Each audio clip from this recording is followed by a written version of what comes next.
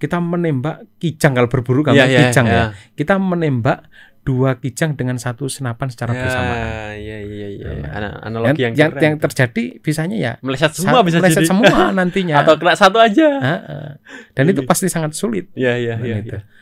Ilmu-ilmu pembelajaran bisnis itu masih sangat langka. Sepertinya itu disimpan dalam sebuah kitab rahasia yang cuma kalangan tertentu yang bisa tahu tahu kan gitu kan ya.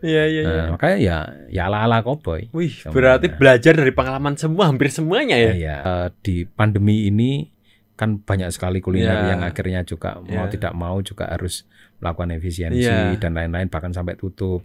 Maka kita justru di saat pandemi itu anugerah untuk memunculkan brand baru, berprasangkalah baik. Itu yang penting. Sekalipun kita mengalami hal-hal yang pahit, hal-hal yang kurang indah.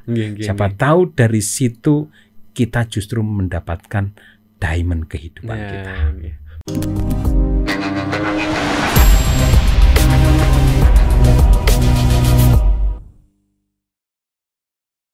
Habis dari menikah itu, akhirnya jenengan tinggalnya di sini, di kampung Inggris malahan. Inggris. Dan itu pertama kali setelah menikah, jadi kurang lebih 1 bulan di sana. Setelah itu saya pamit ke orang tuanya, baik-baik saya ini istri, saya ajak untuk ke Jawa. Dan memang sudah kita bicarakan sebelumnya, akhirnya diizinkan ke Jawa, dan itu sangat berkesan buat istri saya karena itu pertama kali menginjakkan kakinya ke Jawa setelah merantau. Jadi istri saya itu kelahiran Brebes sebetulnya. Brebes Jawa Tengah. Lahir saja. Keluarga jenengan luar biasa. Jadi kalau istri lahir di Jawa, setelah itu diajak merantau ke Merauke. Kalau saya lahir di Ambon, setelah diajak merantau ke Jawa.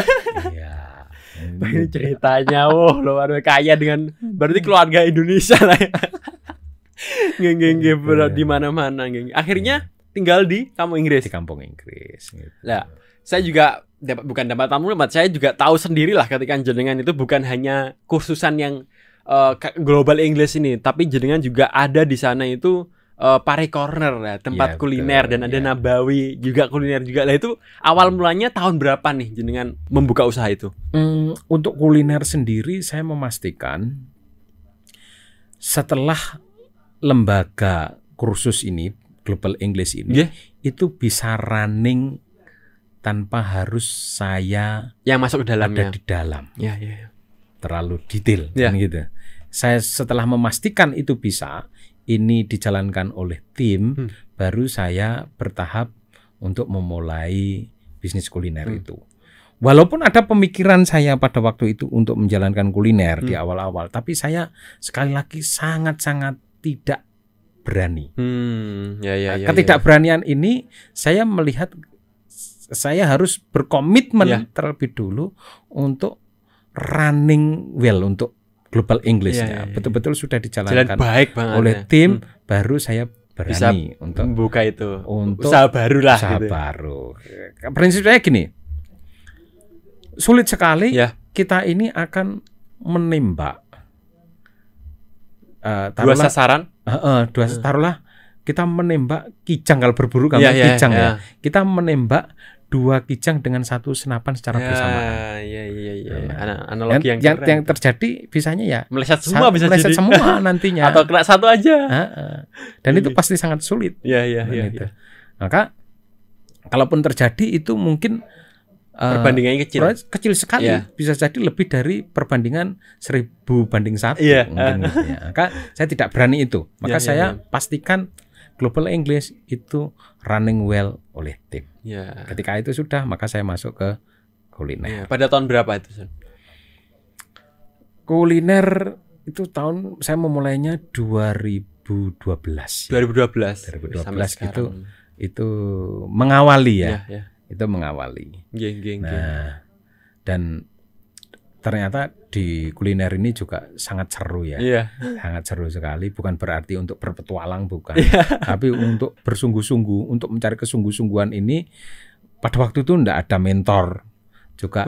Masih sangat ilmu-ilmu pembelajaran bisnis itu masih sangat langka. Sepertinya itu disimpan dalam sebuah kitab rahasia yang cuma kalangan tertentu yang bisa, tahu ya. Tahu kan gitu kan ya. Iya. Makanya ya ala-ala cowboy. Wih, berarti belajar dari pengalaman semua, hampir semuanya ya. Iya, tapi alhamdulillah setelah kesini banyak belajar kepada orang-orang yang lebih mumpuni, lebih mengilmui kan gitu. Kan kita bangun. Dan untuk sekarang ini yang kita banyak fokusnya itu justru di Kang Bejo dulu. Wah, Kang Bejo ini yang lagi menarik. Apalagi di pandemi ini kan banyak sekali kuliner yang akhirnya juga mau tidak mau juga harus melakukan efisiensi dan lain-lain, bahkan sampai tutup. Maka kita justru di saat pandemi itu anugerah untuk memunculkan brand baru. Namanya Kang Bejo itu. Dan alhamdulillah luar biasa sambutan dari customer itu luar biasa. Jadi buat teman-teman yang mampir ke Kampung Inggris jangan lupa ke Kang Bejo. Karena Kang Bejo itu maksudnya kalau kita ke sana pun ketika kita lewat tuh udah terlihat karena besar sekali juga tempatnya itu. Geng. Dan asik untuk ngopi. Luar biasa untuk itu.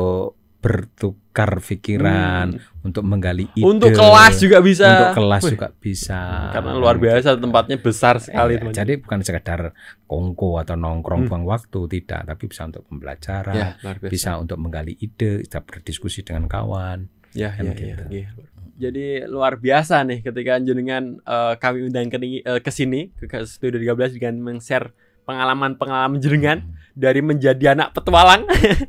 Dari yang kecilnya sudah petualang, akhirnya besarnya juga lagi petualang lagi. Belajar dari nol, dari bagaimana membangun bisnis kuliner yang mentor-mentornya kalau kata jenengan tadi hanya dimiliki oleh orang-orang tertentu. Bisa belajarnya itu malah jenengan belajar sendiri di lapangan. Tapi itu sangat mahal loh ilmu-ilmu itu, Sir. Betul. Jangan merasakan sendiri ya. Iya. Dan kita cukup itu tadi, terima kasih banyak jenengan sudah mampir ke sini sharing-sharing sama kita. Semoga usaha jenengan semuanya tadi bisa berjalan dengan lancar. Amin. Bisa dimudahkan oleh Allah semuanya. Amin. Dan dakwahnya semoga tetap istiqomah dan dilancarkan oleh Allah juga. Amin. Ada nggak nih pesan-pesan buat teman-teman nih yang mendengarkan atau melihat di Studio 13 ini, khususnya dari jenengan? Pasti. Dalam kita menjalani kehidupan kita, itu tentunya tidak semuanya akan berjalan indah seperti yang kita impikan. Tapi ketika kita sampai di titik yang menurut kita itu tidak enak, menurut kita itu pahit, maka jangan keburu-buru berprasangka buruk pada titik yang pahit itu. Maka berhati-hatilah. Jika kita berprasangka buruk, bisa jadi itu akan menjadi keburukan yang lebih dahsyat lagi. Tapi ketika kita berprasangka baik pada hal-hal yang mungkin itu kurang nyaman buat kita, tidak enak buat kita, bisa jadi itu justru ada keindahan di dalamnya. Ada diamond di balik itu yang kita mungkin tidak tahu. Kalau kita ternyata diamond kita itu, maka berprasangkalah baik. Itu yang penting. Sekalipun kita mengalami hal-hal yang pahit, hal-hal yang kurang indah. Siapa tahu dari situ kita justru mendapatkan diamond kehidupan kita. Matur suwun sangat buat Mr. Toto udah mampir ke Studio 13 ini.